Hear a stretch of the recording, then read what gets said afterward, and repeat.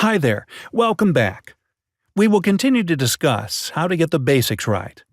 Suppose now you already have a CV with all the necessary components mentioned previously. What else should you pay attention to? If we look at these CV examples on the screen, anything catch your eye? Yes, they all have silly grammar and spelling mistakes. Sloppy spelling and grammar on your CV could cost you a job, because it simply tells that you are not serious enough about the job application, or you are not capable of writing proper English. Here are a few tips to avoid this fatal mistake. Firstly, don't rely on spell checkers. A CV shows your employer what effect you will have on their company. This sentence will fly through a spell checker without a problem, but it doesn't make any sense. Spelling isn't everything. You have to check every single word of your CV to ensure all of them spell right and make sense.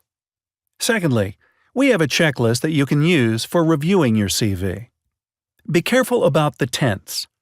Most likely, this will mean talking about old jobs in the past tense and your current job in the present tense. Be consistent of writing sentences. Sometimes we see people start one bullet point with a verb in past tense, the next bullet point with a noun, and then another bullet point with an adjective. This would cost your reader some time to grasp the meaning of your CV. Be aware of punctuations as well. You may forget commas or use too many. To end your sentences, there are different ways. You can always skip the punctuation. You can always use the period, or you can choose to use semicolon for the first few bullet points and use the period to end the final bullet point. The key here is again being consistent. Be careful about using abbreviations and jargons. Do not make the assumption that the recruiters will understand the meaning of abbreviations which you take for granted. Because different industries, companies, or even different individuals have their own system of abbreviations. Don't make people guess. Even though they manage to figure out what you mean, this could waste their time and energy. Remember, recruiters only have a few seconds to judge on your CV. The easier you make their life, the higher chance you get selected.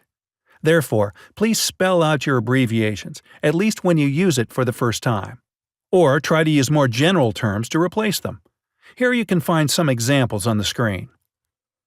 After multiple rounds of self-review, we would encourage you to ask your friends or professional coaches to do peer review for your CV.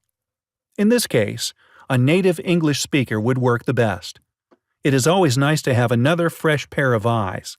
Please ask them specifically to focus on grammar and spelling errors as well. It happens that recruiters may ignore one or two spelling or grammar errors on your CV, but they would definitely have an impression on the layout of your CV. There are millions of templates you can choose for your CV. No such thing is called a perfect CV template. You can make use of the templates in our course materials or other templates online to build up your own. We find that some people use the Europass template, which is designed and recommended by the European Commission. However, based on the feedback from employers here, this template is not very well recognized. It is more suitable for academic purpose than job hunting. By using this template, you can easily reach 2 pages or even more. For example, in Europass, you are required to specify your language skill into listening, reading, speaking, and writing categories. From the employer's perspective, this is too much information. In 99% of the cases, they just need to know whether you are native, proficient, intermediate, or basic about one language. Based on all these factors, we would not advise you to use Europass, or at least, you should simplify the Europass to make it more straightforward. Sometimes, even we adopt an existing nice CV template. The layout may still need some further adjustment. Let's show a few examples. For this one, obviously the locations are not aligned to the right. It gives people a feeling that the CV is not carefully drafted. And regarding this one, it looks okay at first place. But wait, there seems to be something wrong. Yes, spacing. It looks much more professional if we have consistent spacing between section title and content, and between bullet points. In Word, you can adjust the spacing like this. There is a useful technique here. You can use invisible tables in Word to structure your CV layout, because tables can make things align much easier. When you edit your CV, you may want to show the borders. After finishing it, you can then turn the borders transparent. There can be other small basic things we need to get right as well, such as the format of address in the Netherlands. We have seen addresses written like this, or even this. The standard way of writing an address in the Netherlands should begin with the street name and street number, then postcode and city. Since you apply for jobs in the Netherlands, the country is optional. Another screenshot we made from previous CV. Yes, the issue is related to the format of phone number. You need to pay attention to the 0 and the bracket. You can write it in this way, or this way. Even the format of the date can be tricky. Be aware that in most European countries, including the Netherlands, people put the month before the year. Last but not the least, after a good CV is finished, you don't want to be wrong at the last step.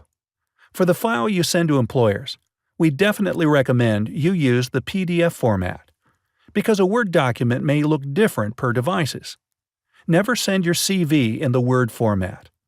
Also, you better take the file name seriously, instead of just a random name like CV. Think of it from the recruiter's angle. They normally receive hundreds of CVs. If they want to search for your CV in their database, make their life easier. We recommend you include the following information in the file name: the word CV, your name, company name and position. This applies to the cover letter as well.